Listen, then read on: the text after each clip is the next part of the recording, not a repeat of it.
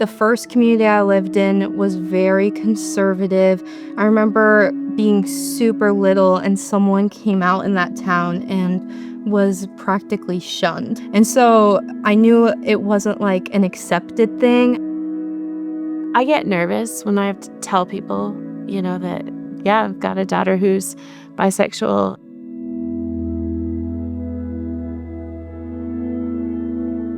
So I currently am serving as a licensed local pastor in 2 Methodist churches.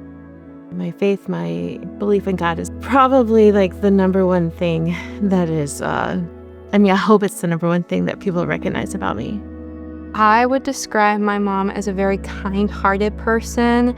She's very sweet. Jubilee is just incredibly confident and talented and intelligent. She just came out strong and sure of herself, like right from the get-go. Our relationship has always been very close. I grew up in Iowa most of my life. Just small, very rural town. I think there was like 100 people in the town and 10 of them lived at my house. When I was younger, the LGBTQ plus issue was considered very much a sin by the church. It was just not allowed. And so I was raised that it was a sin, that it was immoral, that you couldn't be part of it, had not, to have nothing to do with it.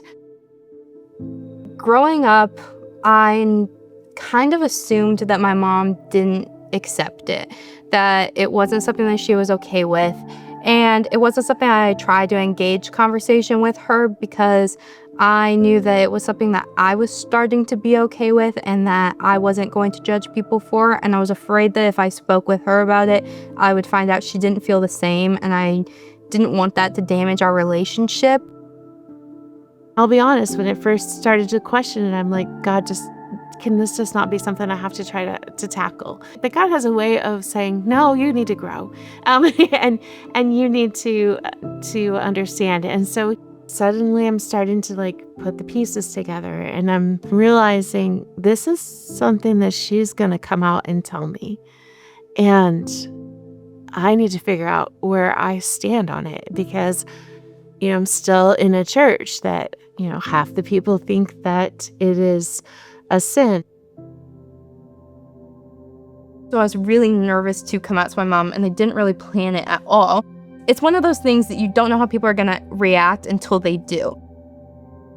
I remember she went to this youth group, and she came home so angry because they had told him how much of it was a sin.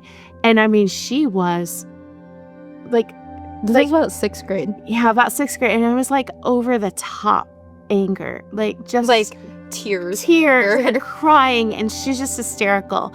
And I remember thinking, I'm like, this is a big reaction, a really big reaction. And so I was like, are you? But she'd say she wasn't. And I'll be honest with you, because I was in this small conservative town and I was working in the church and there was all this pressure, I never pushed it because I was kind of hoping that she was telling me the truth. I was afraid for her. So I kind of didn't want it. I didn't want to know because as long as I didn't know, I could keep her protected and I could keep this bubble around her. I was starting to really reach a point where I was like, okay, I know I'm gay. I'm just really scared to say anything about it, even though I would never point at someone else who was gay and say they were sinning. When it came to me, it felt like it was a different story. I struggled with it. I was kind of glad that she didn't come out boom, because it gave me time to just kind of sort through it on my own so that we kind of intersected at the perfect time, because then I was ready to hear it and she was ready to tell me. College has been a really important part of navigating my faith and sexuality. Going to college where there were so many people who were so accepting of the queer community and so firm in their faith as well, that it felt like I was maybe just around the wrong crowd of people. And these other people that I was near were emulating what religion and love and God is actually all about. I feel bad that I questioned it. I feel bad that I had to sort it out. I feel bad at times that I wasn't able to just be like instantly embrace it. There was a lot to unpack, and because I had to try to reconcile all of these pieces of working in the church, and there's a lot of tension there, because I have friends on both sides of that aisle, and so there's some that are very supportive and some that aren't. I'm not gonna let people say you can't love Jesus because you're gay, or you can't be in the church because of the, I'm like, no, this is the line that's being drawn in our home. One of the big conclusions I came to was that I was made this way by God, and if I am to deny that, that would be saying that the way that He made me was imperfect, and I think that was a larger sin to me, to say that He had done something wrong with me when He created me the way that I am. There's been such a positive change in Jubilee since she came out. It's like I got back the younger version of her, just full of life and full of happiness and a lot more sure of who she is.